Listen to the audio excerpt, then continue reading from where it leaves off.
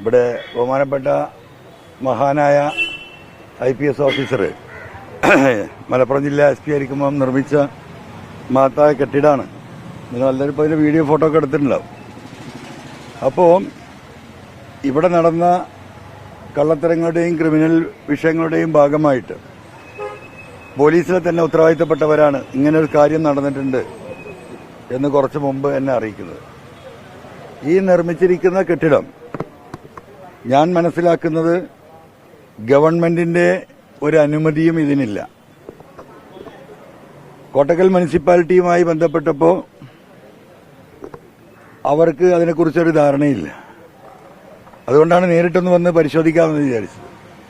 അവിടെ സ്റ്റേഷനിൽ വന്ന് സ്വാഭാവികമായും ഇത് അറിയേണ്ട ഒരാള് ഇത് രജിസ്റ്റർ കീപ്പ് ചെയ്യുന്നത് ഈ സ്റ്റേഷന്റെ ഉത്തരവാദിത്തപ്പെട്ടവരാണ്. ആ SHOയെ വിളിച്ചു, അദ്ദേഹം ഇവിടെ ഇല്ല. പിന്നെ റൈറ്ററോടാണ് ചോദിക്കാൻ സാധിക്കുക. ഞാനിപ്പോൾ കണ്ട പോലീസ് ഉദ്യോഗസ്ഥരൊക്കെ പറയുന്നത് അവർ 3-4 മാസം, ഒരു 6 മാസത്തിനുള്ളിൽ ഇവിടെ വന്നവരാണെന്നാണ്. അവർക്കറിയില്ല. അപ്പോൾ റൈറ്ററെ വിളിച്ചപ്പോൾ അതേപ്പോഴും എയർപോർട്ടിൽ കേസ് നോക്കാൻ പോയിരിക്കുകയാണ്. അപ്പോൾ എയർപോർട്ടിൽ നിന്ന് ഇപ്പോഴും വിട്ടിട്ടില്ല, മനസ്സിലായില്ലേ? അപ്പം ഏറ്റവും ആകർഷണ കേന്ദ്രം എയർപോർട്ടായിട്ട് തന്നെയാണ് ഇപ്പോഴും നിൽക്കുന്നത്. സുജിത് ദാസ് ഈ കാന്തം ഉണ്ടല്ലോ, എന്താ പറയാ, ആ മാഗ്നറ്റിക് പവർ ഇപ്പോഴും ഇവിടുന്ന് ഒഴിവായിട്ടില്ല. അപ്പോൾ ഇതുമായി ബന്ധപ്പെട്ട് വ്യാപകമായി പറയപ്പെടുന്നത് വലിയ പണപ്പിരിവ് നടത്തിയിരിക്കുകയാണ്. എന്താണ്? കോട്ടക്കൽ പോലീസ് സ്റ്റേഷൻ കോമ്പൗണ്ടിൽ ഒരു കെട്ടിടം കൂടി നിർമ്മിക്കണം. പോലീസുകാർ ഭയങ്കര പ്രയാസത്തിലാണ്. അതുകൊണ്ട് ഞാൻ അതിന് മുൻകൈ എടുത്തിരിക്കുകയാണ്. സർക്കാരിന് ഭയങ്കര സാമ്പത്തിക പ്രതിസന്ധിയാണ്. എല്ലാവർക്കും അറിയാലോ, 5 പൈസ കേന്ദ്രം തരുന്നില്ല. 1,20,000 കോടി രൂപ കേന്ദ്രം തരാനുണ്ടെന്നറിയാം. ശമ്പളം കൊടുക്കാൻ തന്നെ ബുദ്ധിമുട്ടുന്നു. ഇടക്കാലത്ത് പെൻഷൻ നിന്നുപോയി. ഇങ്ങനെയൊക്കെ ആയിട്ട് പോകുന്ന 1.5 വർഷമായല്ലോ. അപ്പൊ സർക്കാരിനെ സഹായിക്കാൻ അങ്ങോട്ട് തീരുമാനിച്ചു അദ്ദേഹം.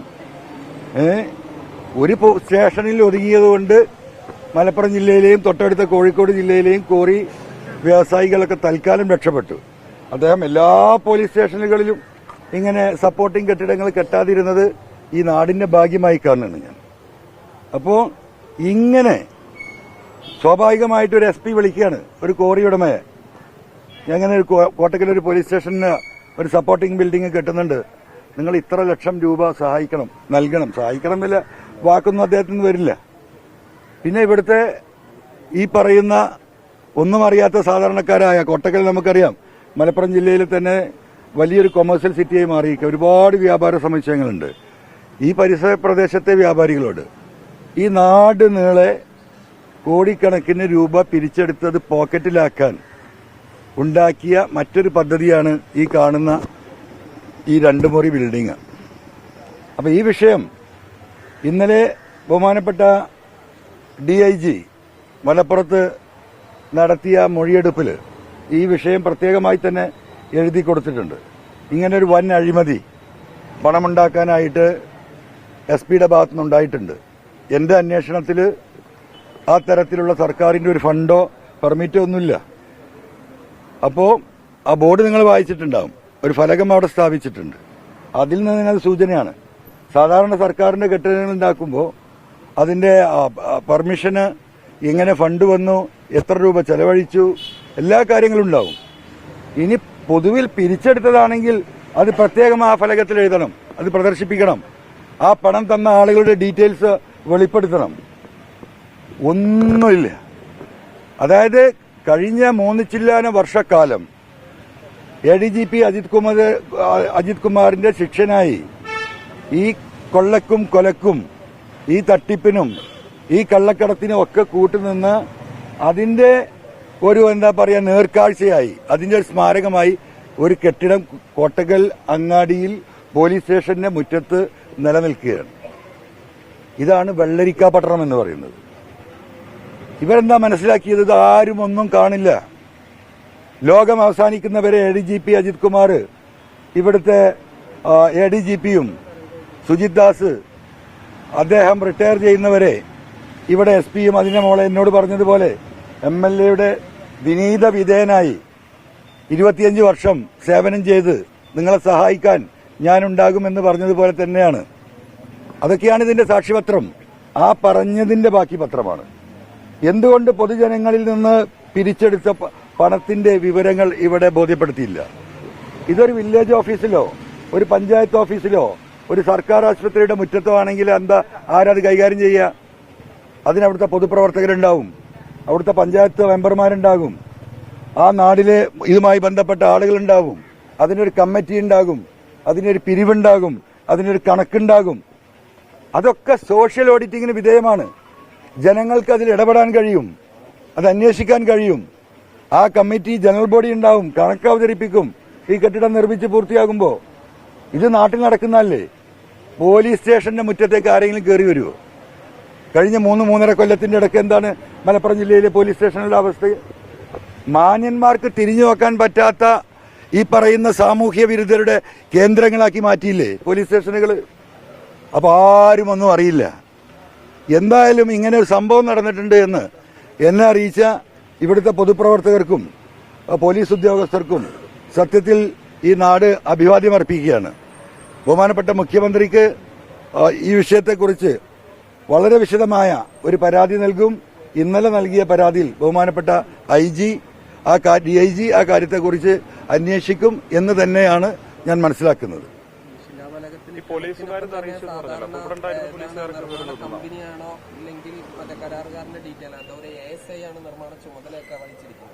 അതെ, ഇതൊരു ഇങ്ങനെ പൊട്ടിമുളയ്ക്കാതെ കൂണൊക്കെ പൊട്ടിമുളക്കുമല്ലോ.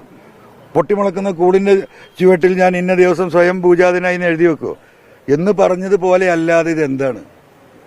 നിങ്ങളെല്ലാവരും ഇവിടെ ഉണ്ടല്ലോ, നിങ്ങളൊക്കെ ഇപ്പൊ ഞാൻ വരുന്നതിന് മുമ്പ് വന്നത് പരിശോധിച്ചാണ്. ഇങ്ങനെ ഒരു കെട്ടിട നിർമ്മാണം ഉണ്ടാവുമോ? ആളുകൾ സഹകരിച്ചുകൊണ്ട് ഈ നാടാകെ ഗവൺമെന്റിനോടൊപ്പം നിന്നുകൊണ്ട് ആളുകൾ ഇതുപോലെയുള്ള ഒരുപാട് കാര്യങ്ങൾ സഹകരിക്കുന്നുണ്ട്. അങ്ങനെയാണോ ഇത്? അങ്ങനെയാണെങ്കിൽ അത് വെളിവാക്കപ്പെടണ്ടേ? ഈ പോലീസ് സ്റ്റേഷൻ ഉദ്ഘാടനം ചെയ്യപ്പെടുമ്പോൾ ഇവിടുത്തെ ഉത്തരവാദിത്തപ്പെട്ടവരെ വിളിച്ചിട്ട്, ഇവിടുത്തെ കോട്ടക്കൽ മുനിസിപ്പാലിറ്റിയിലെ ജനപ്രതിനിധികളെ വിളിച്ചിട്ട് ഈ കണക്ക് അവതരിപ്പിച്ചോ? ബോധ്യപ്പെടുത്തിയോ? ഓഡിറ്റിന് വിധേയമാക്കിയോ? ഒന്നുമില്ല. ഇത് എന്റെ തറവാടാണ്. ഞാൻ ഉദ്ദേശിച്ചത് എന്തും ഇവിടെ നടത്തും. ഇങ്ങോട്ടാരും കയറി വരണ്ട എന്ന അജിത് കുമാറിന്റെയും ADGP അജിത് കുമാറിന്റെയും ഈ പറയുന്ന സുജിത് ദാസിന്റെയും ആ ധാർഷ്ട്യത്തിന്റെ തെളിവല്ലേ ഇത്? ഏത് നാട്ടിലാണ് നടക്കുക? തമിഴ്നാട്ടിൽ നടക്കുവോ? ആന്ധ്രയിൽ നടക്കുവോ? അപ്പോ ഒരു ക്രിമിനൽ സംഘം ആകെ വരിഞ്ഞു മുറുക്കുക, എങ്ങനെയും പണം ഉണ്ടാക്കുക. എന്നാലോ ഉണ്ടാക്കി കഴിഞ്ഞാലോ എന്താ പത്രത്തിൽ വാർത്ത? വലിയ സേവനം സുജിത് ദാസ് ഈ പോലീസുകാർക്ക് വേണ്ടി ചെയ്തു, വലിയ മേന്മ. ആ മേന്മ ഒരു ഭാഗത്ത് നടിക്കുകയും സാമൂഹ്യ പ്രതിബദ്ധത നടത്തുകയും, ഞാൻ ഇന്നലെയും മിനിയാന്നും പറഞ്ഞതുപോലെ ആര് പിടിച്ച് സ്വർണം കൊടുത്താലും ആ പിടിക്കുന്നതിന് 15% സെൻട്രൽ ഗവൺമെന്റ് കസ്റ്റംസിന്റെ റിവാർഡുണ്ട്. ആ റിവാർഡൊന്നും ഞങ്ങൾക്ക് വേണ്ട, ഞങ്ങൾ കസ്റ്റംസിനെ ഏൽപ്പിക്കില്ല. പിടിക്കുന്ന സ്വർണം ഈ 15% ഈ വലിയ സേവനം ചെയ്യുന്ന പോലെ ഒഴിവാക്കി കൊണ്ടോട്ടിയിലെ സകല തട്ടാന്മാരെ എടുത്തും കൊടുത്ത് ഉരുക്കി 15% പകരം 40-50% അതിൽ നിന്ന് കവർന്നെടുക്കുന്ന ആ രീതിയുടെ മറ്റൊരു രൂപം. എന്തിനേറെ പറയുന്നത്, പോലീസിന്റെ ക്യാമ്പ് ഓഫീസിന്റെ മുറ്റത്ത് നിൽക്കുന്ന SP-യുടെ വസതിയുടെ ഉള്ളിൽ നിന്ന് മരം വരെ മുറിച്ച് കടത്തുകയാണ്. നിങ്ങളൊന്ന് ആലോചിക്കണം, എന്താണ് ഇതിന്റെ ടെൻഡൻസി?